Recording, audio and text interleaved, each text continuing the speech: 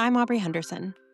I'm a chronically anxious, textbook eldest daughter turned professional self-love coach and foster parent.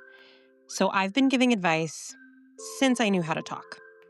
In this podcast, I do just that. I answer listener questions about relationships, self-love, boundaries, body image, communication, sexuality, and just being a person in the world, really.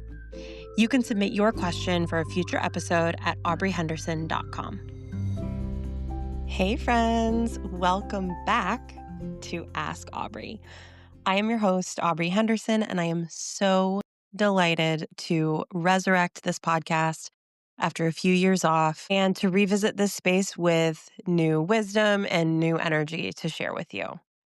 Now, my goal with this new season of the podcast is not only to, of course, offer advice and coaching and encouragement, all the things that this podcast has sort of always wanted to be, but also to explore some of the ways that my approach to self-love and healing and advice giving and coaching have changed since I took a pause from making this podcast about 3 years ago.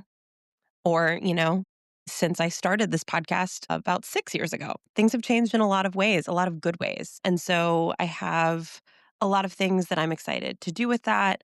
And the first is that I am going to bring in some voices into episodes of the podcast that are important and influential in my own life. The people that I actually go to when I need advice or when I need to be encouraged or to be reminded of what's possible. And so we're starting with that today.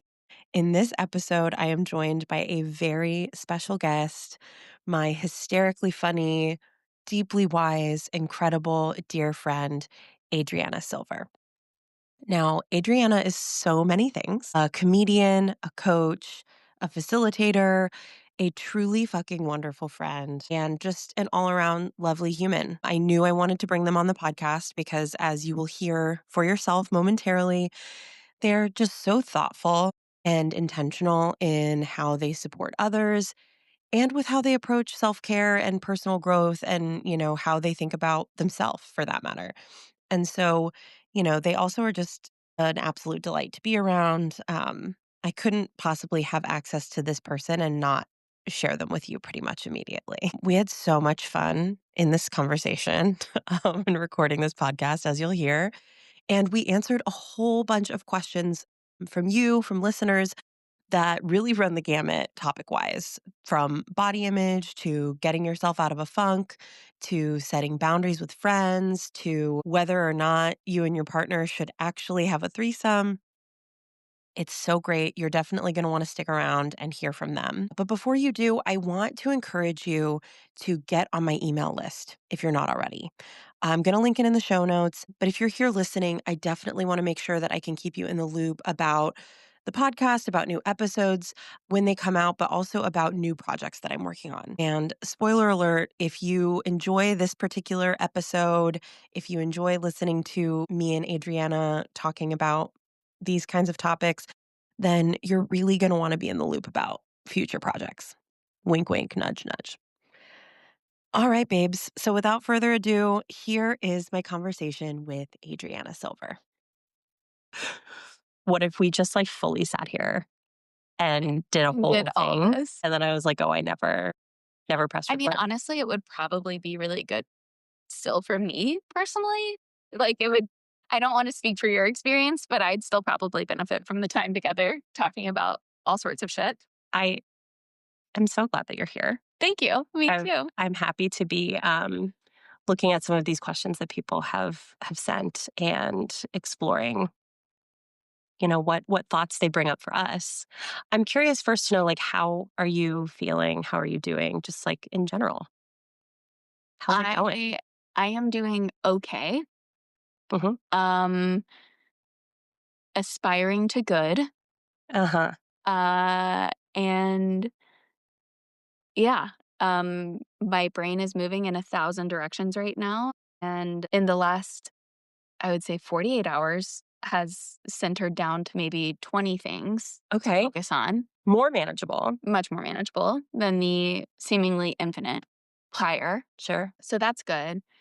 And I feel like I've regulated myself a lot in the last 48 hours, which feels a lot better. Yeah. And so that's why I'm at okay Yeah. with good in the future. I love that. Thank you. Some optimism. Me too. It has to. I have few other options. It has to. We have no other choice.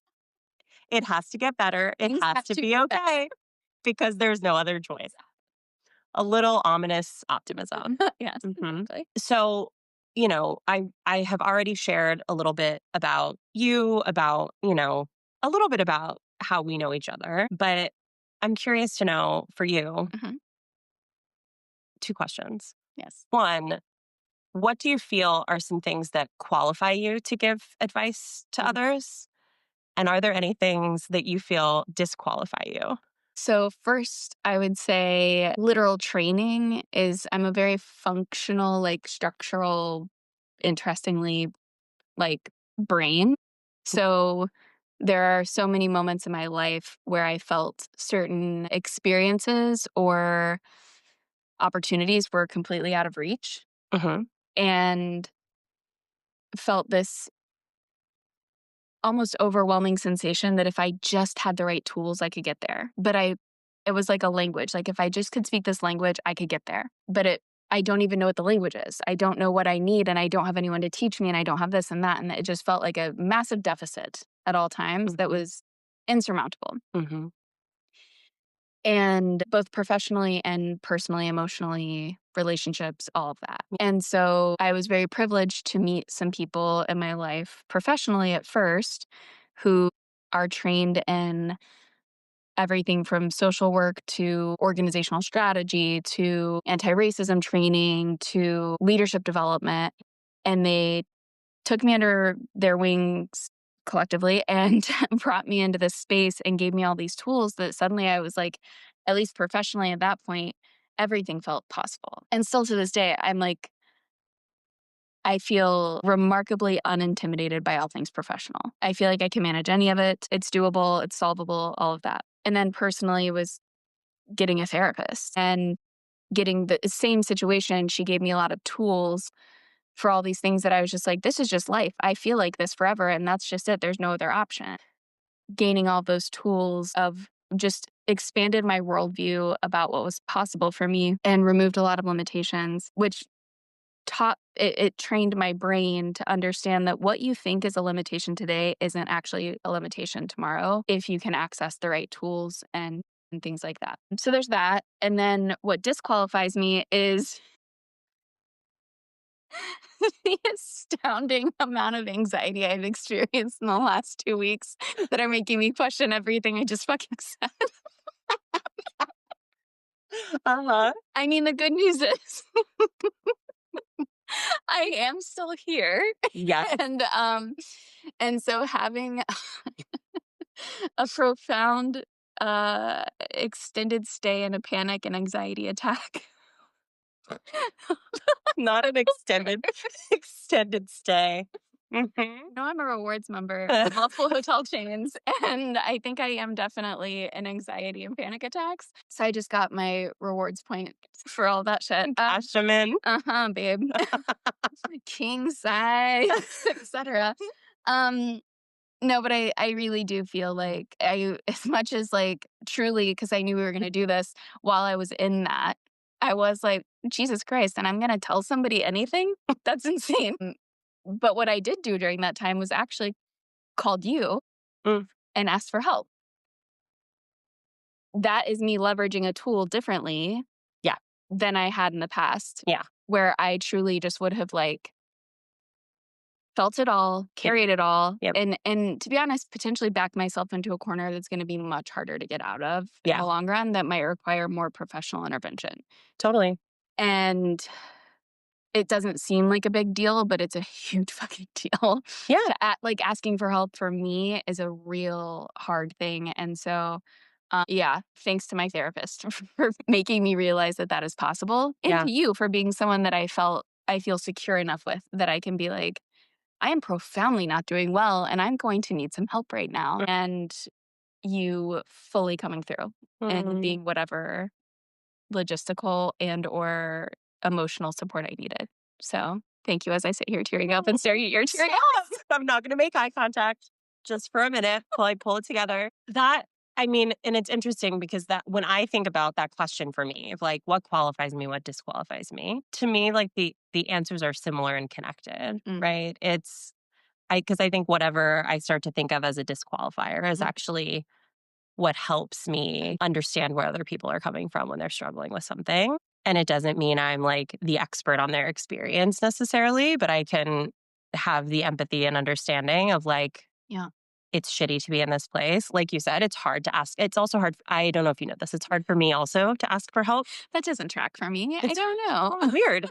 It's hard for me to ask. It's almost like I'm more comfortable with other people's questions and things. Unrelated to today, I'm sure. Completely unrelated. The things are not related at all. So I'm glad to hear that we share some of that experience, and I'm glad you're here to answer these questions with me because this will be enriching. So we have a number of questions today to talk about. As with anything, we're not offering this as a replacement for therapy. We're both big advocates of therapy. In fact, we both go to therapy. Maybe wouldn't be here without it. So if just a reminder that that's something that we would encourage you to seek out. Yes. If it would be supportive to you. And it probably would. It's just my basic assumption. 100%. But from there, we're going to jump into some questions. We'll talk about, I'm sure we'll reference therapy again, just the one of many. It doesn't come up often in my every minute of every day. We haven't already referenced our therapist 28 times today, for sure. No, definitely not. Okay, so we're starting with a question from Kaylee. Kaylee asks, what are some of your favorite ways to shift your perspective when you're in a funk? Interesting. Well, You've never been in a funk before, I've never right? had a funk, so it's tough for me to imagine. So if we could just picture ourselves as people who have experienced being in a funk, what I might feel. I mean, so this is one for me that like I think of these things in like smaller and larger funks. Okay. So I start with the micro, which is like what is a small action that I can do? Because usually when I'm in a funk, taking an action of any kind feels challenging. And so the smaller I can start with, the better. For me, like the first thing I think about is taking a shower. Yes. That actually is like the most manageable, don't have to leave my house action. And when that task feels unmanageable, that actually is a really big signal to me that like I need more help. Yep. Right. It's a good barometer. It's like, can I manage getting up and taking a shower? Yep. I also am someone when I can shower and feel like a completely new person and like human again. It happened. When did I last wash my hair? Like 2 days ago. It happened then. I mean, it still looks great, by the way. Thank you so much. Stunning. It's half dry shampoo now, but Oh, like there's the moment of, okay, I feel terrible. I need something to shift. And for me, usually feeling in a funk is something that also is happening like in my body. And so 100%. a body-based intervention is helpful. So that's like my number one. Yeah. No, I think that's such a good one. And also showers are also very important to me. It's how I start every day. Similarly, like if I don't, I usually I need some support or help if I'm not able to make that happen. Yeah. Also very physical, but like for me, oral hygiene came to mind first. Okay. Yeah. So at night, if I'm like, because in the morning I can usually get myself to floss, brush, rinse, whatever. But I didn't grow up in a household that brushed at night. So this has all been very much an adult development for me. Okay. Got it. And then it became borderline obsessive, where I was doing too much of that. Okay. And so I'm very regimented now in my oral hygiene. When I am not motivating to brush my teeth and floss at night, it's a pretty good signal that like funk is probably the right word for it, right? Yeah. Like I'm not in kind of crisis yet. Sure. But we should probably start doing some stuff to take care of ourselves. Yeah. Right now, and maybe pour more in than pouring out. Yeah. If the brain is starting to block that very basic function. And so using a barometer test like that. And then if I do notice that, some of the things I do is, it's like very cliche, but I make like a really good breakfast. And it doesn't really matter what time of day it is. Sure. By the way. But it's important that it's breakfast, like food It's content just wise? that I happen to have a breakfast sandwich that I make that's very good for me, but also tastes so fucking good. So it's like Drop the a recipe. I will Ezekiel toast because it has good fiber in it and not a lot of sugar or anything, so it's not gonna make you feel like shit later. Okay. Because in this moment, I'm very much thinking about how can I make my future self feel physically a little better. Yeah. 2 poached eggs or fried if you're feeling wild. Sure. But Yep. I like a poached egg. So 2 poached eggs, avocado, a massive handful of like spinach or something just because I put that in everything. And for me, hot sauce. Yep. And if I have cheese, I'll throw cheese on there too, but I don't always have it. But it's a lot of healthy fat, fiber, good nutrients with the greens. Yeah. And look, there are times I do that and I still am like, okay, I'm going to go lay down now. I'm done. But I still just notice a shift in my body usually of like, at least I've done something good for you and I know that. Yep. Yeah. I mean, I think there's something where when you're in a funk, I think part of that, at least what I'm assuming or how I experience being in a funk, is that nothing is going to feel easy or good when you start to do it. 100%. And so it's like you have to, I think, sometimes make a choice to like get up and take the action and do the thing, even if it feels counterintuitive, Oh, yeah. even if it feels like, oh, this isn't immediately helping me instantly right now. It is a little bit of the like favors to your future self Yes. kind of thing. Like I've fed myself Yes. a nourishing breakfast. If I go At back 2 to bed, p.m. Whatevs. No, listen, no judgment. no judgment, no judgment here. I love that. No, I will say too that because sometimes it's the getting motivated part that's like I can't even get past that threshold, Yeah. which is a good signal that I need other support. I have, when I was uninsured and not able to have therapy for a while, I would have my friend text me at 10 a.m. every morning and say, "Hey, what have you been doing this morning?" Mm, And it just helped me. I wanted to have an answer for him. yeah. Yeah. And it made me a little more accountable, even if the answer, and he and I talked about it at length beforehand because I was like, I don't want you to be putting pressure on me. I don't want you to have expectations of what I'm going to respond with. Yeah. But even if I can just say, oh, I took a shower and I made coffee, or I went out and got coffee and took a walk, or literally took a shower, went back to bed. But I need to have at least gotten out of bed because I was in that place of just like, Yeah. I could stay in bed all day.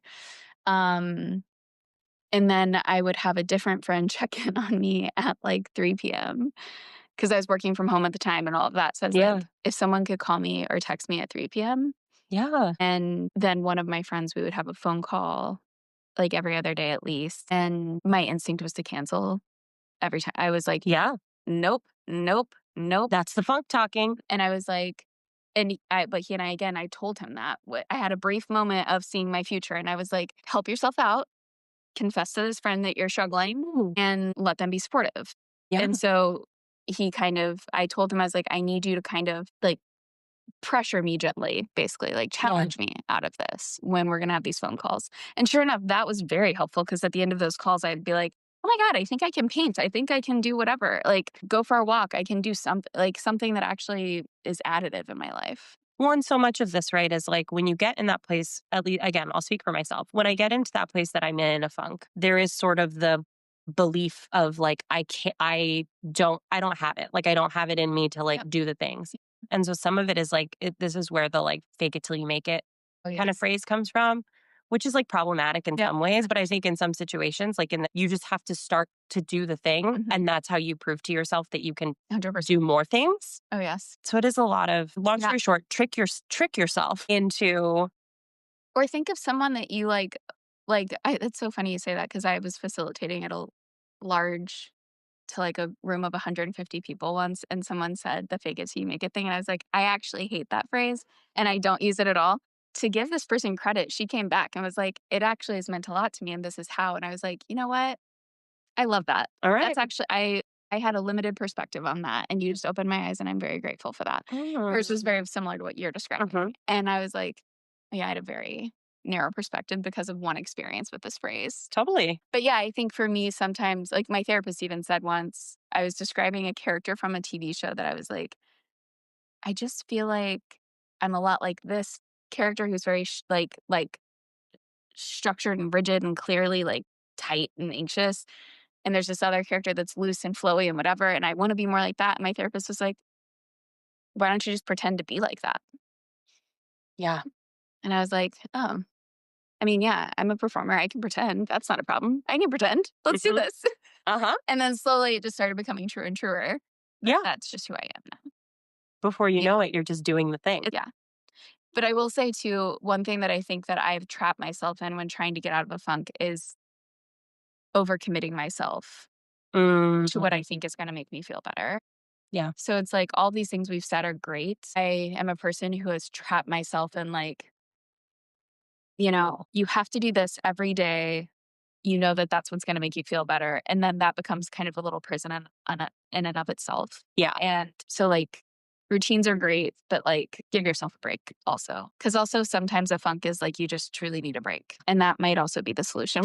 We're talking about a lot of functional things, and that's true. But I think there is also like, as my therapist reminds me frequently, like, how have you been sleeping? How long have you been sleeping? Sure. Do you perhaps need rest? Right, exactly. Yeah. Yeah. So I do think that's just Yeah. That's good. That's good. So there's some strategies. Don't feel Yeah. like you need to do all of them, or try like what works, Yeah. see what works for you, test some things out. Do one thing at a time. 100%. Sometimes also just laughing or something, like get yourself to laugh and remind yourself you have other feelings. I can't Very believe helpful. we are talking about being in a funk and getting out of a funk, and neither of us said a word about comfort shows. Oh my God. I mean, I was definitely referencing Broad City, by the way. I was like, not to shade Abby. I love her. But like her character, I find a little stressful because she reminds me so much of me. Yeah. And I'm like, I just want to be freer than that. I want to be more open, and I want to be more like Alana, who's like a little fearless and things like that. Yeah. And yeah, that's what my therapist was like, well, then just pretend you're Alana. Listen, what a way to live. And I was like, I'm trying as I like white knuckle. Like, And that's on anxiety. Boy, we have another one. Do you want to read this next one? Oh, yes, you read this next one. okay. All right. Our next one is from Anonymous. How do I get more comfortable in my own skin? I've always been thin until a couple years ago, and I just hate my body now. I want to start dating, and I stop myself because I'm embarrassed of my body. Yeah. Well, first of all, if I can just say, You may. I'm sorry. Permission granted. I'm so sorry to hear that you're hating your body. That's just such a heavy burden and weight, and just kind of, yeah, just a load to carry. Um, that I mean, I have very powerful beliefs about. I almost jumped right into one of them just then, and I'm like, that's actually a belief. We don't need to say it as a fact. Yeah, I think the first thing that comes to mind here is this is profoundly relatable for me. I'm very open and transparent about essentially a lifetime of disordered eating in all the extremes, pretty much. The only one I haven't done is I never know if it's pronounced pica or pica, but it's the one where you eat different textured things like detergent. I thought it's pica. Pica. I haven't experienced that, but I have literally dabbled in everything else, some more than others. And there's just this deep rooted belief that's been wildly socialized into me about size and the significance of it, or the value that that demonstrates about me. And it's something that I will be fully transparent. I really view it like addiction. Like I'm going to probably be navigating this for most of my life in some capacity. And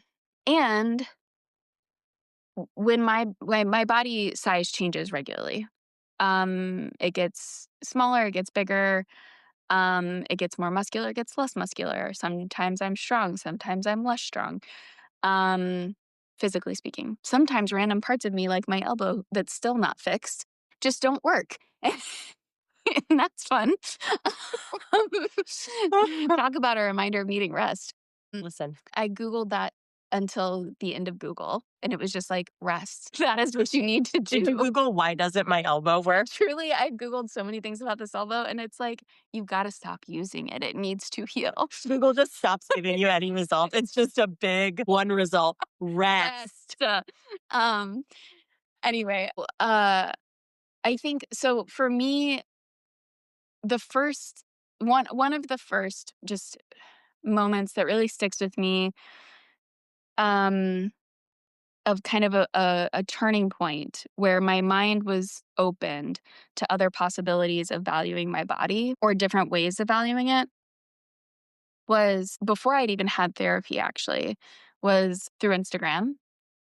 This was admittedly 2016 Instagram, which was strikingly different. Sure. I started following all of these, like, essentially, I guess they would be fat influencers now. People who are just boldly talking about bodies and boldly showing bodies. And I started to a large extent surrounding myself with content and media that celebrated different shapes and sizes of bodies who were responsible also. So they talked about the first thing was recentering everything on health, right? So redefining health as not having anything to do with how big or small your body is was very helpful to me. It reframed it away from just liking it or hating it.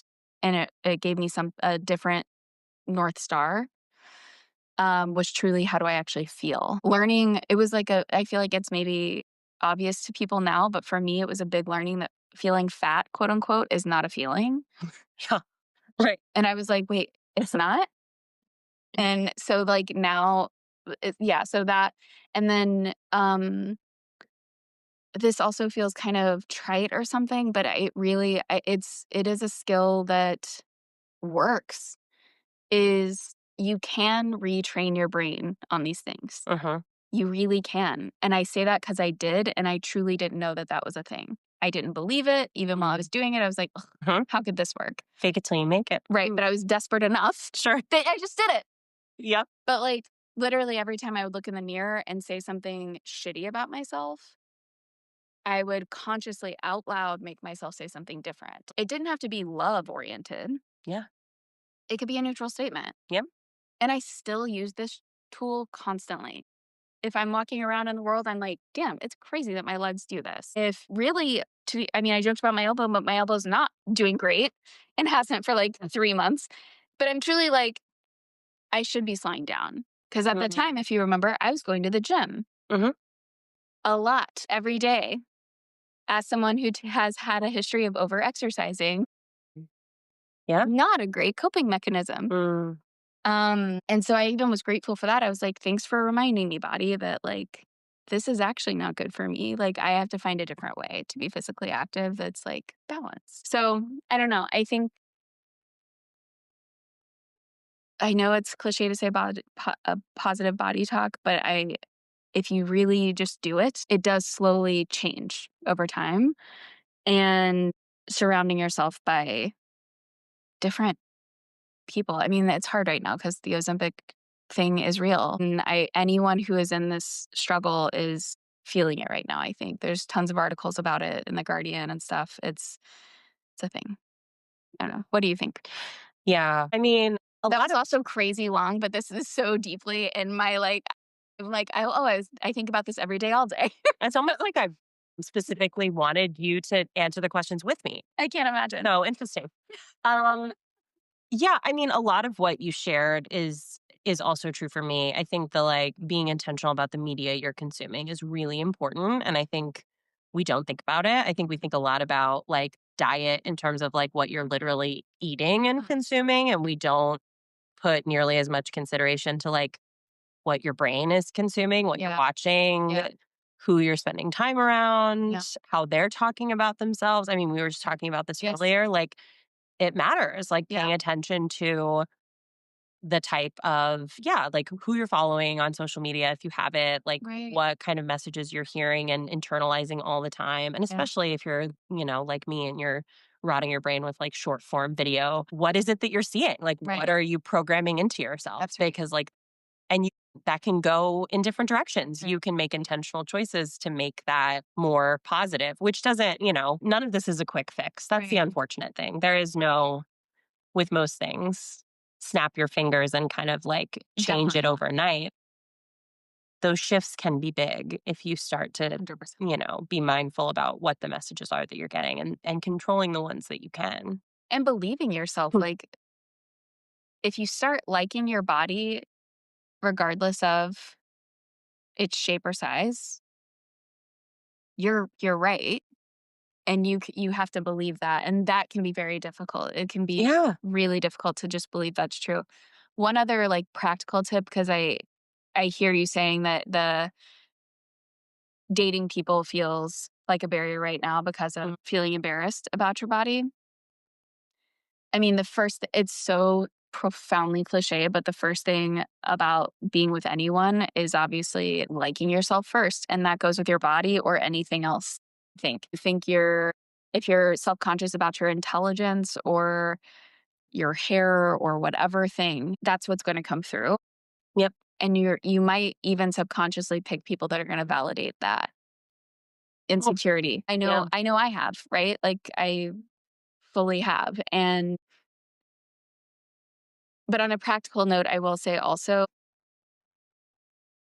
if you can surround yourself with media of people who are being bold with their body, regardless of size, like it really was a game changer when I started finding them attractive. And that I was like, well, if I find them attractive and we share a body size or like we're similar in whatever, Yeah. I'm like, okay, so wait, why am I not then? Yeah. Right? Or why is it true? Why do I think it's true that no one could find this attractive? And then just on a very practical note, like wear clothes that feel good. Yeah. It's like one of the first learning curves of body shape, size changes. Yep. Is like just um if you're constantly uncomfortable, you're already kind of fucking with yourself. Absolutely. So just be as like comfortable as you can be. And that doesn't mean you have to sacrifice looking cute or whatever, Yeah. But wear clothes that fit you that in a way that feels good. And I'm well aware cannot also be a barrier.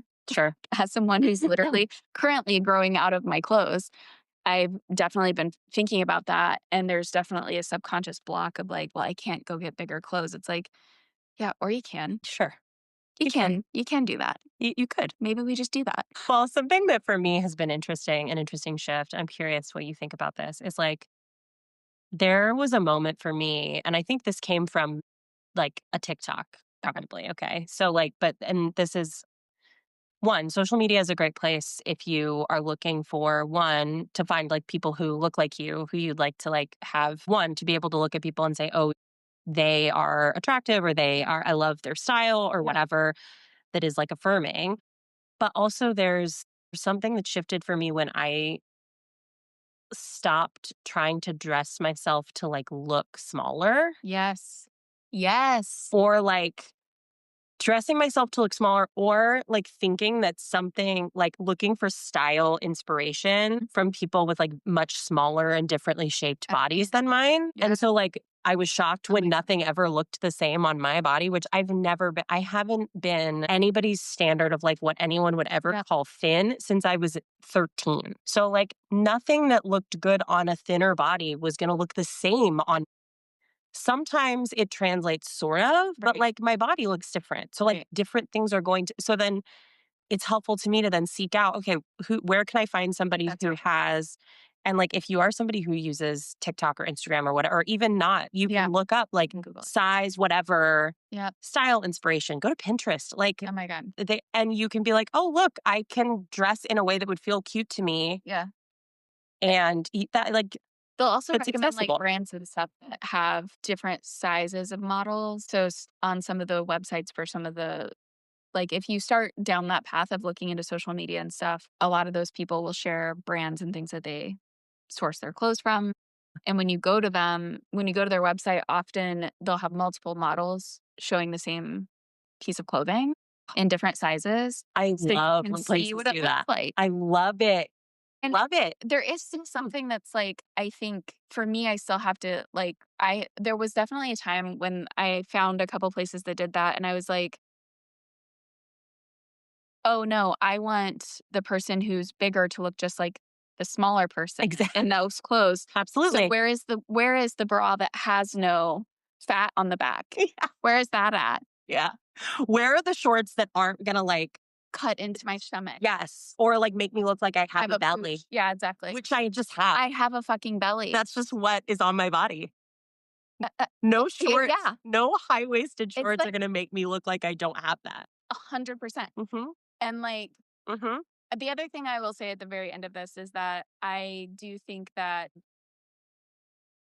I think there are also supports for this. So I think a couple things, finding a therapist and healthcare providers that Mm, will actually be supportive to you. yeah. The healthcare industry has been a struggle for me. One very important thing for my body image, being a fucking person journey, just being here Yeah. present on earth, is no numbers. And you'll find in a lot of disordered eating communities, which disordered eating doesn't just mean bulimic and anorexic, it does also mean diving into different diets, restricting. It also means binging. It also just means body dysmorphia. It means so many different things. And there are a lot of really good free online support groups for that. Most of them, okay, I'm going to say a judgment call here, but if it's a good one, they should have a rule. They'll have agreements up top at the group session. And one of the biggest rules is no numbers. Mhm. And in my experience, they super enforce it. Like one time I even cited that it had been like X number of days since something. And someone was like, sorry, that was a number. It's like, Whoa. I'm so sorry. Oh, so we're serious about this. No Okay. numbers. Got it, got Okay. it. Luckily, I suck at numbers anyway, so what else? This works for me, actually. But I will be honest that it's taken a long time for me to find healthcare providers who would honor my no numbers policy, and not refer to me as overweight. Mm, Um, even after I'd filled out a form explaining that I'd had disordered eating for the last like 25 years, and they would still say, I'm so sorry. I just have to tell you, you are overweight. Stop.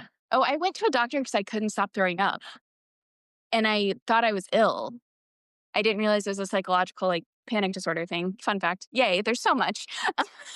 I'm doing layers so and good. layers and layers and layers and layers. And, but obviously having a panic disorder reaction of puking as someone who's also been bulimic Yeah. and anorexic, Yeah. this is complex. My God, my worlds are colliding. We should handle this with care, Yeah. perhaps. So I go to the doctor and I didn't have a therapist at the time. I went to a doctor first because I truly thought I had like a parasite or something. And I fill out the whole form. And first of all, it's like severely depressed, severely anxious, all the things. I'm like, yeah, have I been bulimic? Have I been anorexic? All, yeah, sure. Check, check, check. And then she's like, I do need to tell you that you are overweight. And I was like, pardon? Like, are you? I was like, and that's helpful. How? Like, don't worry. Give me a couple weeks. I'm falling apart. I have no nutrients in my body because I can't stop throwing up. And then finally, I saw a therapist who specialized in that, and she actually she connected me to different doctors. That I walked in and I was like, hey, I can't do numbers. I know you're gonna make me weigh, but I won't look at the number, and I need you not to say it out loud. And she said, well, then let's just not weigh you. And I was like, that's an option?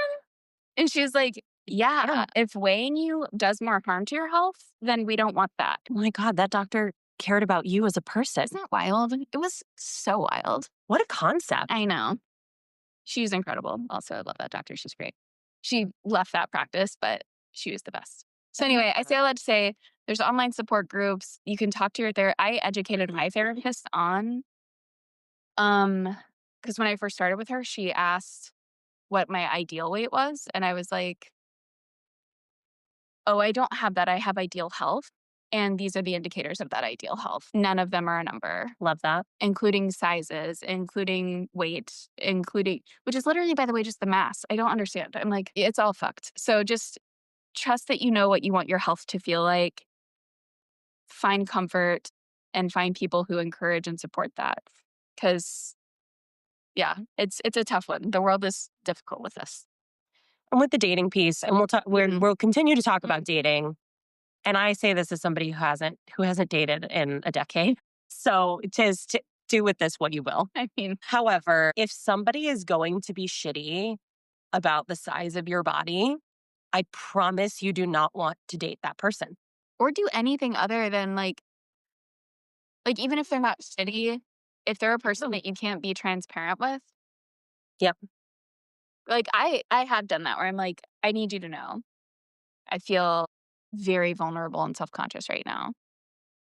And it's going to be hard for me to get like out of my head into fun, sexy times if I'm thinking about this. And how they react to that is a really nice thing to learn. Absolutely. Because sometimes they're incredible and they're like, oh, cool. Well, what do you want to do? Like, because I love your body. So I'm sorry you don't, but like I do. And what do you want to do with that? That's great information to have. And then sometimes they don't react that way. And I'm like, also good information. Yep. Take care then. Yep.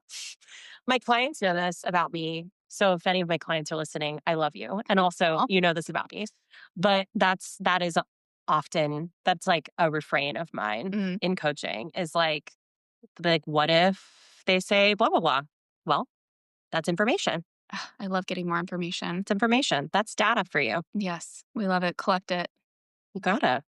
It's so helpful. Yeah. You gotta. But this is a journey, friend. Yeah. So I'm sorry that you're in a tough spot with this, but you are profoundly not alone. Let me say that. Oh boy. You're profoundly not alone. And I'm like, I have used support groups to be helpful in that. And it was a mind-blowing moment going to a support group and being like, oh my God, these people are saying everything I'm thinking before I say it. It's crazy. I was like, because you know you're not alone, but it's like, am I now? I don't know.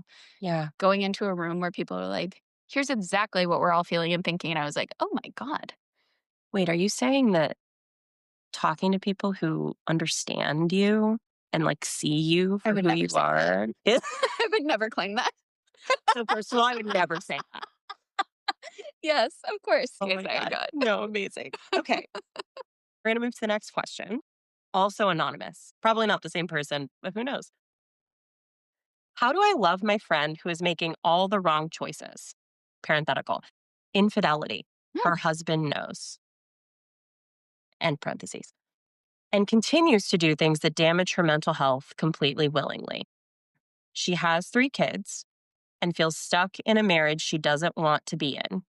But at the same time, I'm so sick of hearing the same thing over and over again without changed behavior.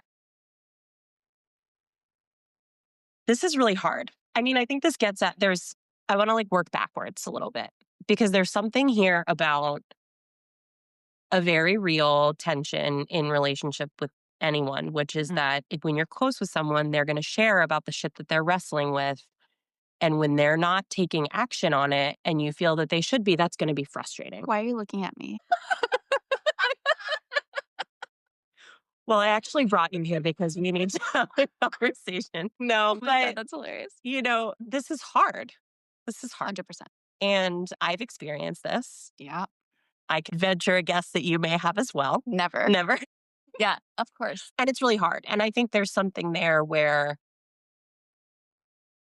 you have to get really intimately familiar with what is within your control in this situation and what is not. And we can talk in a moment about the stuff with your friend, but none of the stuff your friend is doing is within your control, the person who's writing this. You don't get any say in the matter of whether your friend participates in infidelity, whether your friend remains in their marriage, whether your friend is honest about what's going on.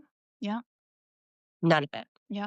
What you have control over does not extend past you and what you're willing to do, what you're willing to be present for, the conversations you're willing to have.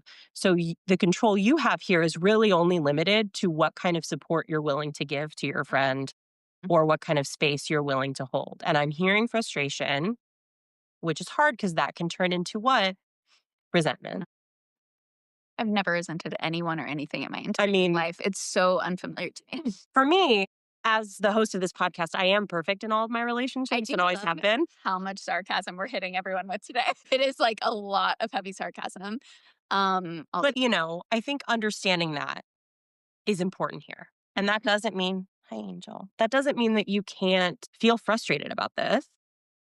But it does mean that you have to recognize like this is causing, and you're doing that. But I mean, it sounds like you're doing that in asking this question. You're recognizing this is hard for me to hold space for this. It's creating tension that there's not changed behavior and that she seems to know that it's not working and still nothing is and she's coming to you repeatedly and still nothing is changing. And I get why that's frustrating. And then there's there might be a boundary you have to set somewhere. So like I just have that I feel like I have to say from the get-go. No matter what we say about whatever's going on with your friend, it's actually to me not super about that. about that at all. No. I don't know. What do you think? No, I agree. Super well said. Sarcasm and all. No, and all, I totally agree. And a couple things kind of came up for me with this. One being um, the piece about watching your friend make bad choices that aren't good for them and complain and not change. I think everyone has had that person in their life, and I think we have all been that person to someone. Absolutely. Absolutely. One of the first things I always try to do when I find myself getting to a place of irritation, frustration, whatever, one of the first things I try to do is figure out, how can I empathize? Have I ever been this person? And in this case, I for sure have been. I might currently be, you know? I think pretty much at all times we're probably that to someone at some point. It's like the burden of relationship a little bit. That's like 100%. when you're close with someone and you're sharing like the shit you're turning over and over in your mind. Exactly. Yep. And so I think finding where I can empathize is one helpful tool for me to get out of that, because I don't like to feel just angry and frustrated. Why? At some point, also, by the way, at some point you become that person because you sit in your anger and frustration and you don't do anything about it because you don't talk to the person and say, hey, I've noticed a pattern. Every time we talk, this thing or maybe not every time, but you've brought up this thing that you want to do differently for like months now, and I'm not noticing a change behavior. What's going on there? Or do you have a plan to take any action? And so you can start with curiosity because maybe they do have a plan, or maybe they aren't even aware that they're doing that, right? Yeah. So starting with curiosity, and then if it's not moving still, that's when I start setting a boundary of like, hey, and I've done this multiple times with people saying, um, look, I love you a lot. I love our time together. And this thing that you do every time we hang out, it's not working for me. Mm. And it's starting to build a narrative for me when we hang out. And because I value this relationship, I need us to not talk about this, or I need you to demonstrate a little self-awareness if you are going to talk about it or something, but I just state what it is I need, because to your point, that's the part I can control. Yeah. And I try really hard. I mean, we all fail at this because we're just human, but I do try that first part of empathy is really important to me because I'm a bit of a know-it-all, and I really like to challenge myself to get out of that space of judgment of other people's actions and behaviors. Because again, God knows what people would think if they looked at all my actions and behaviors, you know? Yeah. I know what I think of them. But there's no chance that you're perhaps a little more judgmental of yourself than others. That's definitely not No. on the table. No, For certainly sure. not. No, not a day in my life. Yeah. Yeah, that's tricky. I mean, I think that's the idea of thinking about whether you could have a conversation with your friend is a good one. One, so yeah, starting from that place of empathy, but then potentially being able to say like, hey, Hmm. this keeps coming up. Like, it sounds like you're really unhappy. Yeah. I'm wondering if you're feeling like you want to take steps to change that. Right. Can I help with any of that? Right. Like you know, it doesn't seem like you're enjoying where you're at, Right. you know, Right. some nudging. And then it's also okay to say like, hey, it's really hard for me to hear you Yep. talk about this. And, I want to support you, but like maybe we can't talk about this specific thing anymore.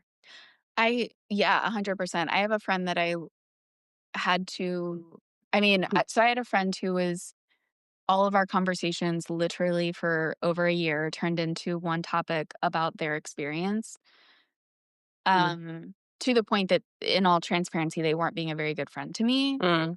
Um, and I guess this has happened more than once, but this last time was more recent and I was more skilled to handle it. The prior time that I was just like, I'm done now. Sure. I don't recommend that option unless there's something really egregiously harmful done. Yeah, everything had turned into this one topic that they were really clearly mentally not doing well. Like, Mm. it was like yeah, it was just a refrain and regurgitation every time we talked Yeah. for, again, over a year. And at some point, I was getting to that resentment place. Like, I started dreading when I saw their name come up on my phone. Anytime I got a text, even if they just texted, "Hey, miss you, love you," I got angry Yeah. because of it just. And so, anyway, in talking to my therapist, I spent a good 45 minutes of one of my therapy calls complaining about this. And she was like, "Okay, so how is this person supposed to know? Like, have you made it clear? Have you said any of this to them?" And I was like, "Well, no, they're," and I was like, and she was like, "Okay, so they don't know what you're thinking. And why would, because I kept saying, like, I don't understand why they don't just get a therapist. They need a therapist. Clearly, this is above my pay grade. Like, I can't help now. They really need help." Yeah.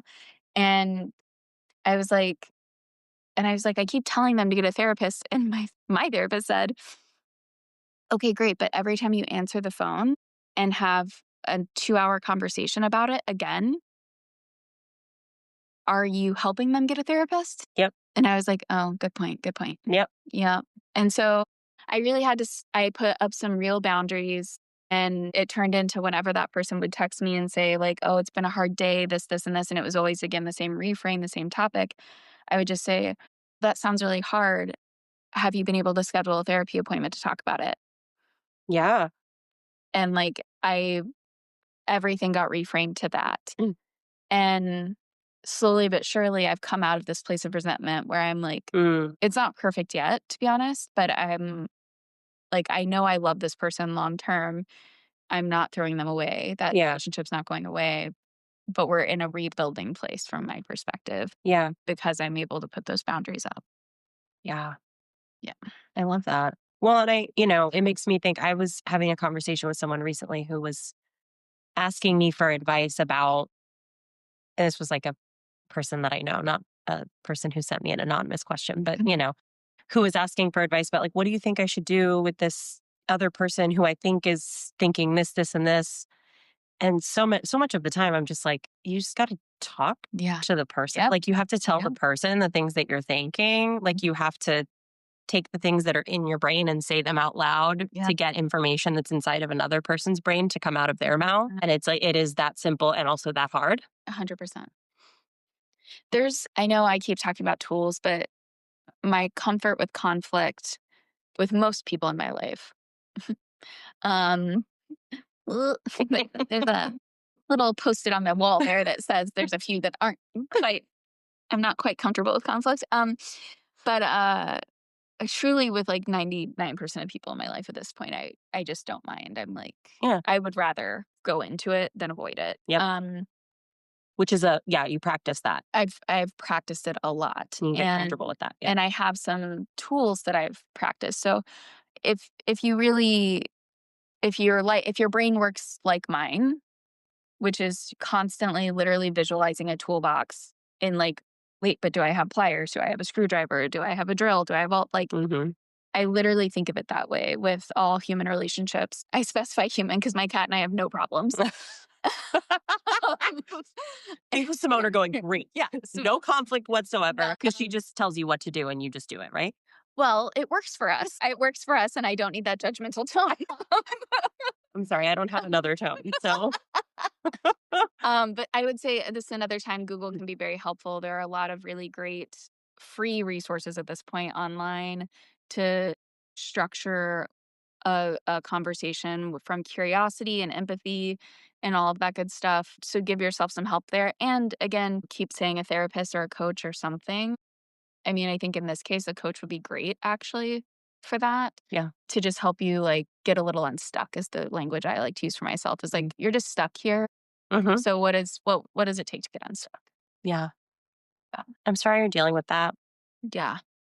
That's It's tricky. definitely not fun. And if you're a deep feeler, it can be really hard to get to these kind of logical solution kind of things if you're in the feel of it. And with your friend, this is the last thing I'll say, because we do have a couple more. The one thing I will say is it can be helpful, especially when you're like setting a boundary or when you feel like you're initiating conflict with somebody, to ground it from a place of like, I love you and I care about you. and I'm seeing that you're suffering, Yep. or like from my perspective, it seems like you're not happy, Yep. and I want to help you figure it out. Like, I want to know, Right. how I can be supportive. Yes. And it doesn't seem like what's happening right now is necessarily supporting you, Yep. and like always coming back to that place of like, I love and care about Yeah. you. This is like what this is grounded in. Yeah. I think is helpful. Yeah. And you can follow up that also just with a curious question of like, I love you and I care about you. And I'm curious what it is you're hoping to achieve here. Mhm, mhm, And then what would actually be supportive? How can I help you mhm, in getting there? mhm, Because we feel, and you could make the observation that it seems like we're a little stuck mhm. in having the same conversation over and over, Yeah. and those are nice soft ways to get in there instead of like yelling at someone. Why the fuck do you keep doing this? Exactly, right. Which may be, I mean, I don't know you and your friend. That might be your love language. I don't know. I don't want to assume. I'm imagining picking up the phone and calling you and being like, "Hey, so why the fuck are you still doing this? I really need that to happen at Why some don't you stop point. doing this?" I need that to happen at some point. Yeah. Okay, well, be careful what you wish for. Okay, we have one. I'm gonna have Mm, you read this one. I think you'll like reading this one. okay. Oh, yeah. This is a fun one. This is from H. How can I be a good partner to someone exploring the spectrum of their sexuality and or gender? Exclamation point. Exclamation point. Yes, we're enthusiastic. I'm loving the energy already. Love it. I think that's a great question. I think as someone who's constantly exploring my own sexuality and gender, I can say what I would want from a partner. I think would be a helpful perspective. I think someone giving me the physical, emotional, and intellectual space to talk about it without having an answer. Mm, I think something that I experience a lot in my life, whether it's with a partner or anyone, is like people want to know what is my sexuality and what is my gender. And I'm like, bitch, me too. Like, God, if you know, tell me. great question. I would love an answer. Um, and because I think something to keep in mind that is that it really it's fun and interesting and all of that to explore these things. It can also feel very overwhelming and like for me fraudulent at times where I'm like, maybe I should just get over this and just try harder to be this thing so that I Mm, can give an answer, mm, right? Let me just pick a thing and I can just be that and yeah. everyone will be happier with me. I think that as a partner, well, I think there's a couple of things in this too that I would say logistically, like if they're exploring their sexuality, it depends on the kind of relationship you have. Do you have a open sexual relationship? Are you monogamous? Because if so, obviously, if they're trying to explore sexuality with an identity that you don't have, you might need to have that conversation and Mhm. what that looks like. And I don't think that has to be scary or overwhelming necessarily, or it might be overwhelming because life is. Sure. For me, I don't mean to put that on everyone else. Life is feeling overwhelming to me currently, presently. I think it's safe to let that be a blanket statement. Actually, I do. I think we could just say it. God, We can project that onto being a everyone. person is fucking hard. But yeah, I think if someone were I love that you put the exclamation point, if I'm honest, because I'm loving the enthusiasm. Mm, I think if I had a partner who was like curious with me and excited as I change my mind or thoughts or feelings or expression of them, mm, rather than me feeling like the pressure of like, hurry up and figure it out so that this person doesn't have to sit through this anymore. yeah. Um, which is the pressure that I don't know that your partner feels that, but I do. And then yeah, I don't know. Also, like with sexuality, be curious. Toys, there's toys. I almost said there's toys. They're games.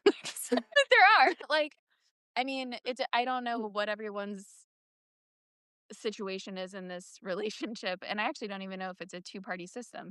But like legit, like I've had relationships where I'm like, I blow someone's mind by just bringing in like a strap on or Sure. a even just a simple vibrator, and I'm like you didn't know that you could also enjoy this. And then everybody's exploring. And Uh-huh. then it's like now it's not just me being the object who's like, you're observing as they float about. It's like, actually, none of us have any fucking idea what's going on. And Yeah. throw a couple toys in the mix and you'll find that out real fast. I'm just envisioning like actually I throwing know, them that's in. what I pictured too. It's like a bed with a bunch of people in their undies and just tossing random strap-ons and dildos and vibrators and like plugs all Throw over them there. all in. Yeah. See what happens. It's a lot of fun. Again, a toy box. Listen, Yay. that's like, it's A kind of, toolbox and a toy box. wow. Okay. These are really good visuals. I'm a very Really, visual person, as you know. listen, this is really good. I think, something that keeps coming to mind for me, think about I think about ways that I have been often the partner to somebody who is in that, like, No. what, shut up. I can't see that for you at all. Weird, right? It's weird. Surprising. But I definitely have like had, like, I'm going to tell you a little bit of what not to do, which is like, I have had, and a lot of this I think was when I was at a different place in how I was approaching my relationships. I would make different choices now. But for me, there was a lot of, I think, inner turmoil of like, what does all this mean about me? That my partner is like unsure of this or like in flux or that things feel like uncertain. And a whole lot of like taking that on as like, what does this mean about me? Does this mean like what if they discover that they don't want to be with me anymore? Hello, anxious attachment. Like, I have no experience with that. I know, I know. Just try to stay with me and try to use a little bit of that empathy skill. And so I think like that might come up, and I don't think it's bad if like those feelings come up. There's nothing wrong with that. Like, Yeah. you're a human. But I think being thoughtful about how you manage that and not then like placing that back on your partner to be like, hey, I know that you're like figuring out yourself and your identity. Can you also help me manage my own insecurity and anxiety about this? Because that isn't super, I don't think it's super fair. I think that doesn't mean you can't talk about it, but I think like for me, I wish if I could go back and do it over, like I wish I would have been thoughtful about having separate space to kind of like talk through some of that stuff, whether that's therapy, whether that's like a friend that you can talk Yes. to. No, just imagine a friend who you can talk to who then, if you're talking to them about it too much, they can set a gentle boundary with you back. Yeah. But, like just being aware that like it might make you feel feelings about Yeah. yourself and like that's fine. But also like Right. you then can be thoughtful about how you do or don't like place that back onto your partner as their responsibility to fix it or to reassure you about it Right. or Yeah, that's really well said. It also lifted to me, as you know, one of my favorite or one of my new requirements of whatever my next relationship or entanglement is that we will be doing couples counseling. love. I want that support. Uh-huh. I know myself in relationships. I know some of my good habits and some of my bad habits. And I know some of my triggers and activation points in relationships that I would just like extra support Mm-hmm. to manage. And I do think that depending on what's going on, a couples counselor could be helpful also. So like if this is, for example, if part of this involves like opening the relationship in some capacity sexually, that can cause feelings. Mm-hmm. Um it also, so you were talking also about not putting your experience of kind of insecurity or anxious attachment on the person exploring. Equally, I would say like I don't want to put like it's not for me to put on my partner that I'm trying to figure this stuff out. To Yeah. the best of my ability, I just want to be transparent about it and ask for what I need. Yeah. Um and then be transparent when there are moments that like, hey, what you just said doesn't work for me, but it really isn't different than any other relationship stuff to me. Yeah. So like Yeah. if I'm, I don't know, exploring a new career or like I'm just making a big change, Yeah. right? That is like deeply profound to my being and life and identity. I'm going to need certain support and empathy and patience from my partner. And I think what would you do in that case? You would be explicit about it. You would state it and you would be real with them if they're like saying, anything that's hurtful, just be real with them, communicate, which is why, again, for me, because I know I struggle with all of that, I will be having a couples counselor with any partner I get in the future. So Yeah. yeah, it's Yeah. lovely that you want to be supportive though. I would start there. Your sentiment is already great. We're starting from a great place. Yeah, we're starting from wanting to be supportive, having enthusiasm. Yeah, the exclamation point. This is great. I love it.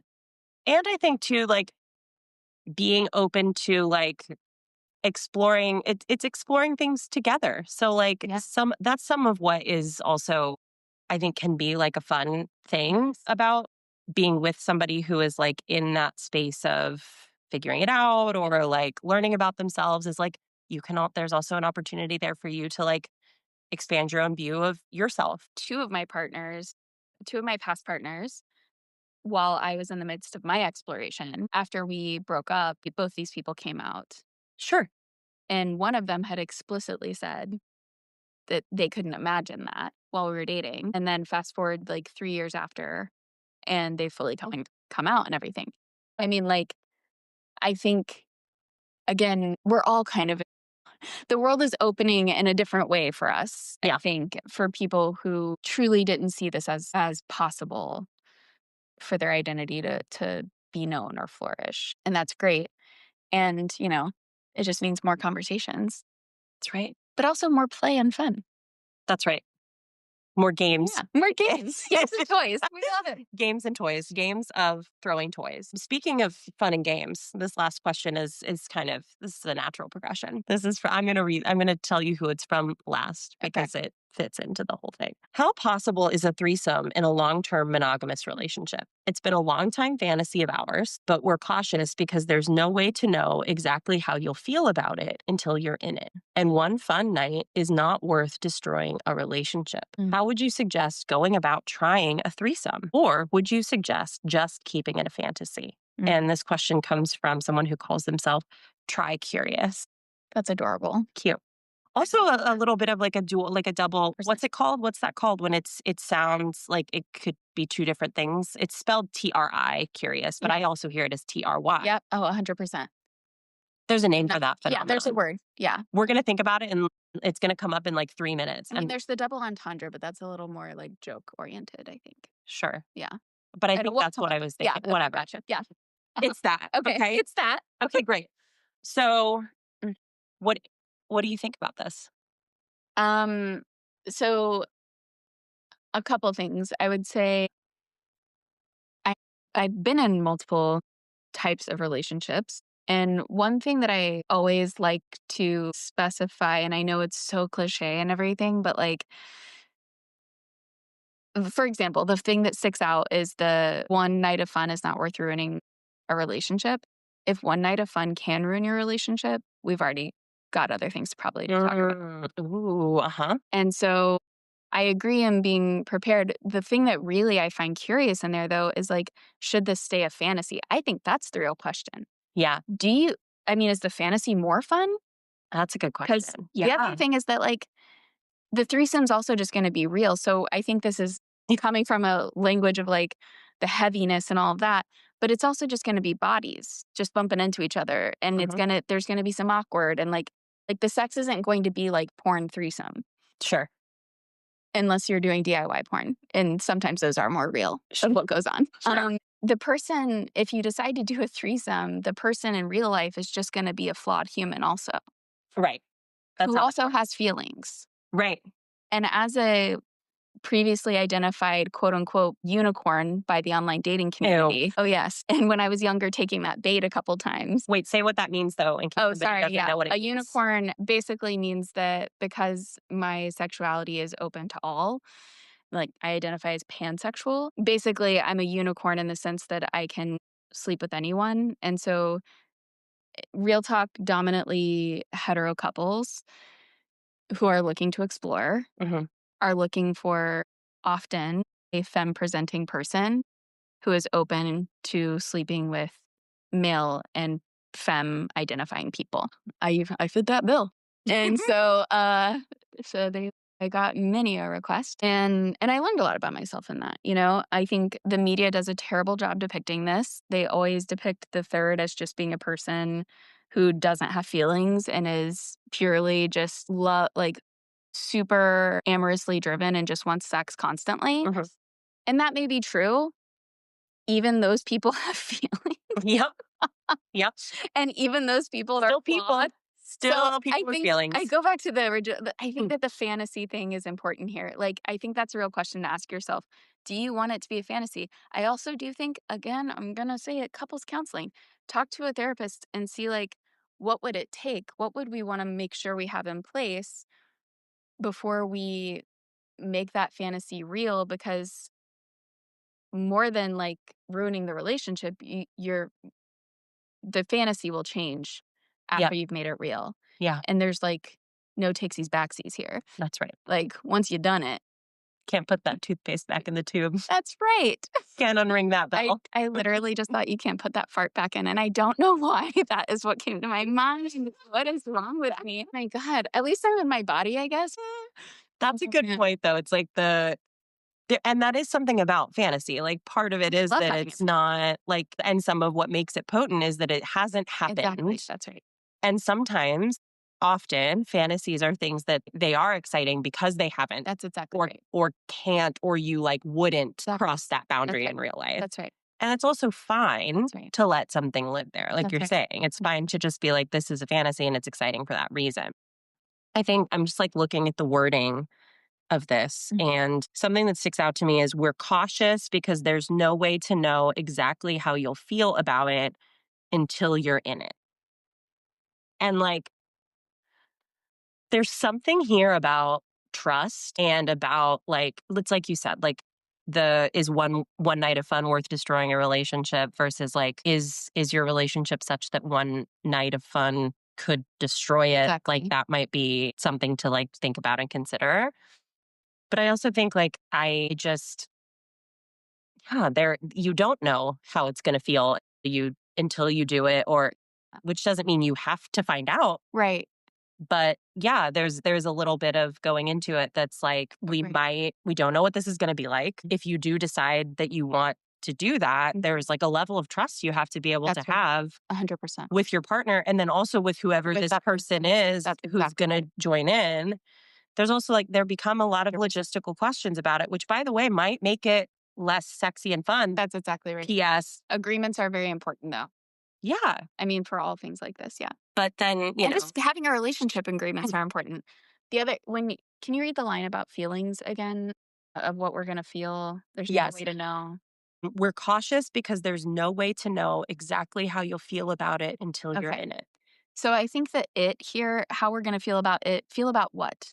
Feel about each other, you and your partner? Because if it sounds like the priority here is preserving your relationship, is what I'm hearing. And if preserving your relationship is it, then it might help to narrow in like, what I'm searching for is how can I predict how I will feel about my relationship and how my partner will feel about my relationship after this has happened or while it's happening. Yeah. And 100% agreements, like clarity.